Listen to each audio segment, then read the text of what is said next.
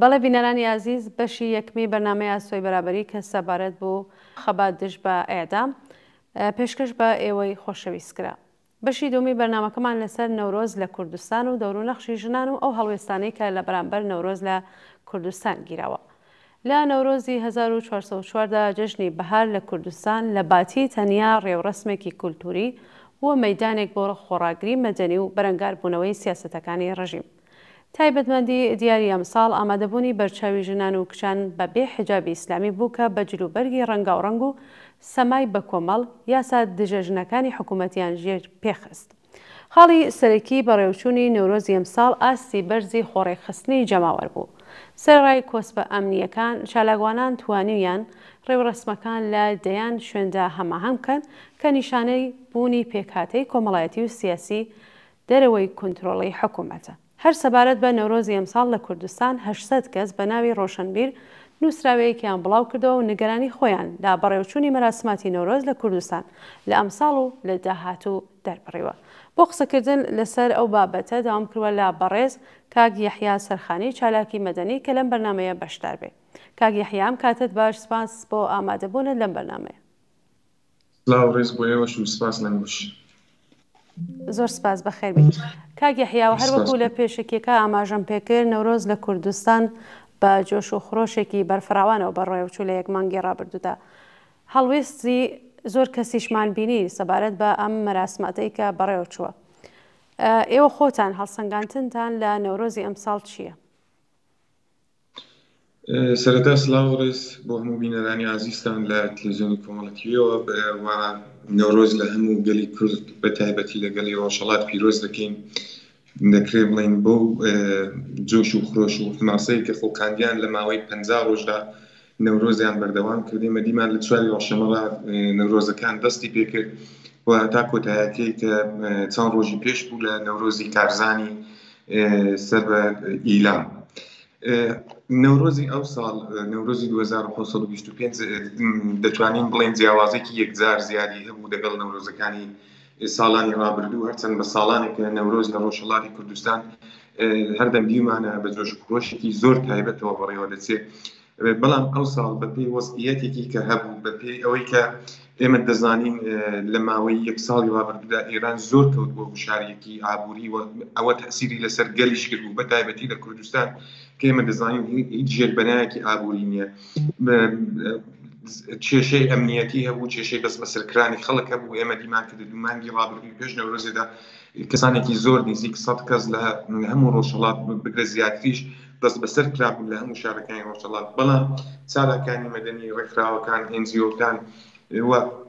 زۆربەی ئەو چالاکە مەدەنیانی کە کاریان دەکرد دەستیان کرد بە بەڕێوەبردنی ڕێوەسمەکانی نەورۆز لە ڕۆژهەڵاتی کوردستان. تایبەتمەندیەکەی ئەوە بوو کە بەڕاستی ئێمە دیتمان بە ڕێخستنێکی زۆر زۆر بەهێز لەلایەن خودی گەلەوە بە تایبەتی لەلایەن گەنجانەوە کرابوو بە بەڕێوەبردنی نەورۆزەکان هەم لە شارەکان هەم لە گوندەکان و خۆ بەڕێوەبەرێک و خۆ بەڕێخستنکردنێکی ئەو گەلەی سلمان کە ئەو گەلە هەردەم لەسەر پێ و لەسەر داوەڕەواکانی خۆی سوورە لە هەر کات و ساتێکی دابێ بە تایبەتی سنووردارکردنی ئەوەی کە ئێمە نەورۆز بۆ ئێمە پیرۆزە، نەورۆز بۆ ئێمە سنوورێکی زۆر زۆر گرینگەوە هەردەم پاراستراوە لەلایەن گەلی کوردەوە و ئەو ساڵیش سلمانیان کە بەڕاستی بە بەشداری یەکجار زۆری گەنجان و ژنان سلمانیان کە دەتوانن هەردەم لەسەر پێ بن لەسەر داوەڕەواکانی خۆیان سوور بن. و ئێمە دیتمان لە شنوۆیە لە پیرانشاری لە دەڕەدرێژی کرماشانی هێزە ئەمنیەکان هێرشان کردە سەر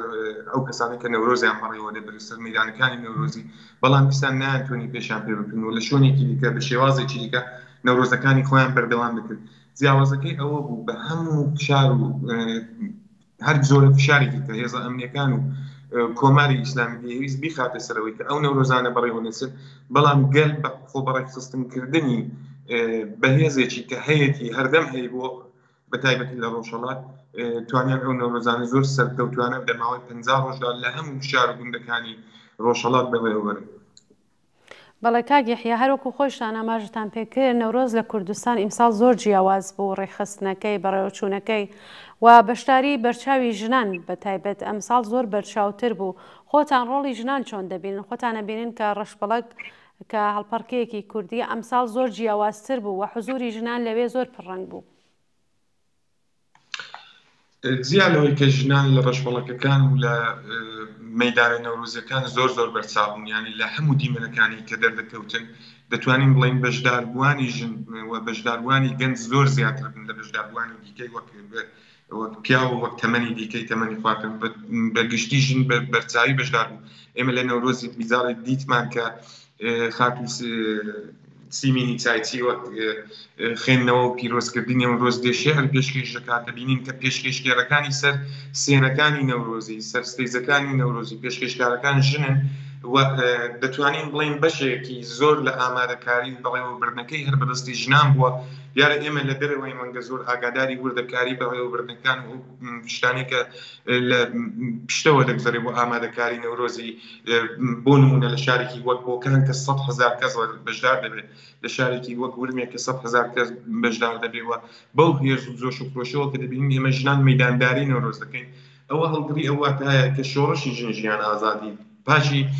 نزیک بە 3 ساڵ لێگوزەرانی خۆی بەردەوامە وە ژنان داواکانی خۆیان لە مەیدانی واقعدا دەکەن لە کۆماری ئیسلامیانی،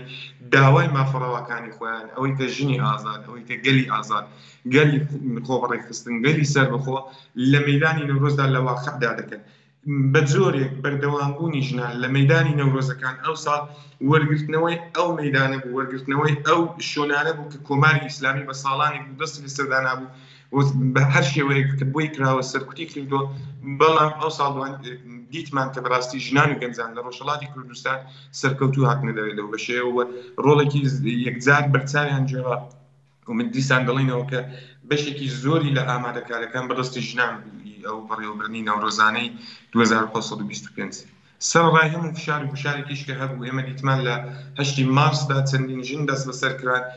وەک بارانی ساعیدی وەک چەند هاوڕێی دیکەی ژن کە خەباتکاری مەیدانی مەدەنی ڕۆژهەڵاتی کوردستان دەست بەسەر کران، بەڵام ژنان تەنانەت ئەو دەست بەسەرکرانەشیان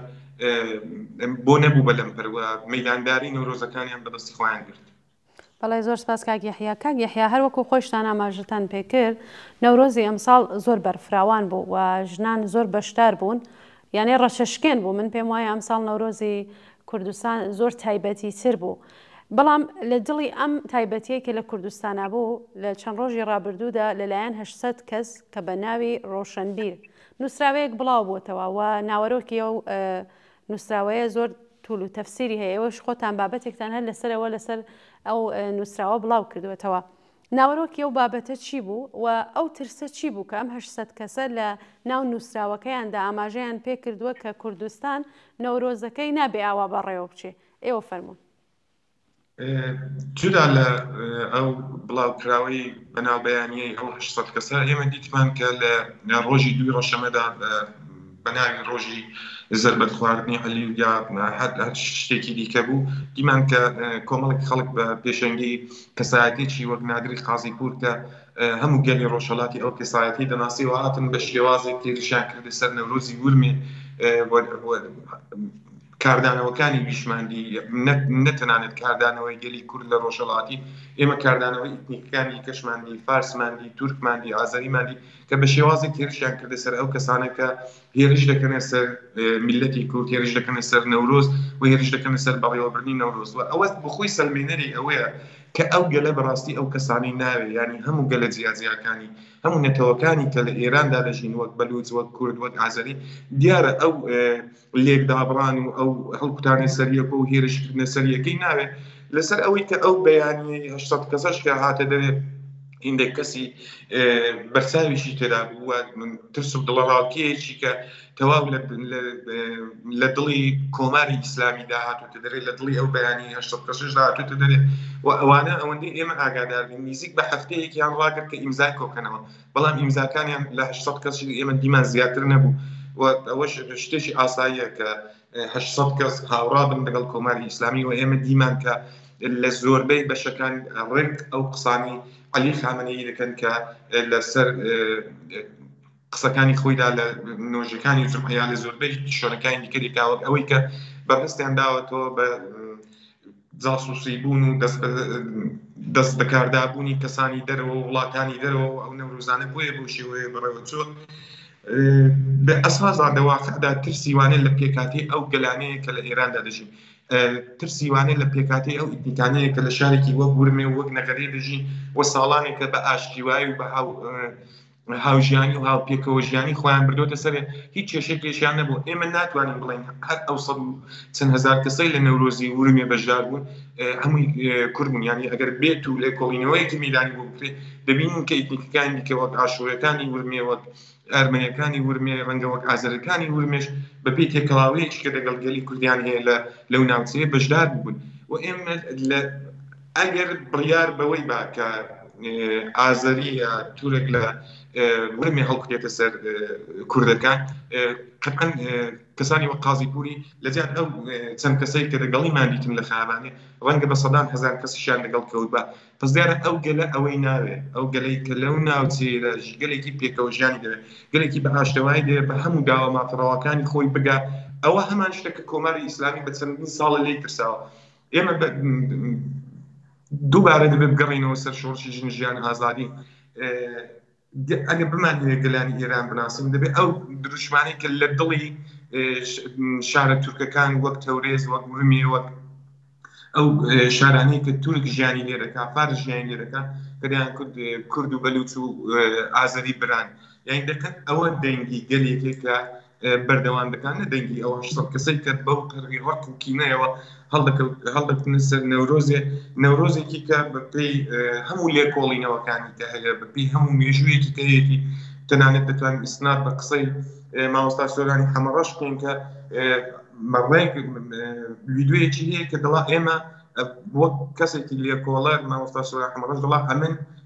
پێشتر بەدڵیان وابوو کە نەورۆز هەڵبەش بوو ئەمە بە لێکۆڵینەوەکانی کە کردومە ئەرخەیانم کە نەورۆز لە کوردستان یەکەم جار بەڕێوە چۆ و ئێستاشە لە کوردستان بەردەوامەوە نەورۆزی کوردان و هەموو گەلانیش ئەویان سەلماندووە ینی ئەوە کە سلمێنەرە ئەوەیە کە ئەوانەی ترساندووە کە ئەو گەلانی دیکەی ئێرانی وەک بەلوچ وەک ئازەری یەکبوونێکیان پێویستە و ئەو یەکبوونەوە ئەو ڕێخستن و هاودڵێ دیارە لە دڵی کوردەوە دێتە دەرێکە چەقرە دەکاتە نێوگەلەکانی دیکەی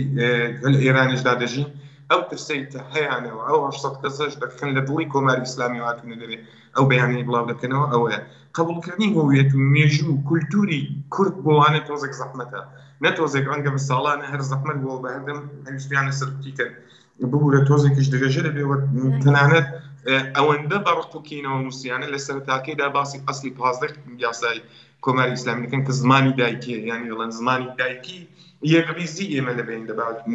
لە حاڵێکدا ئەوانە ینی کۆماری ئیسلامی باش بەوەی گەیشتووە کە سەردەمی حکوومەتی یەک هویەتی و یەک فەرهەنگی و یەک زمانی کاتی بەسەر چووە و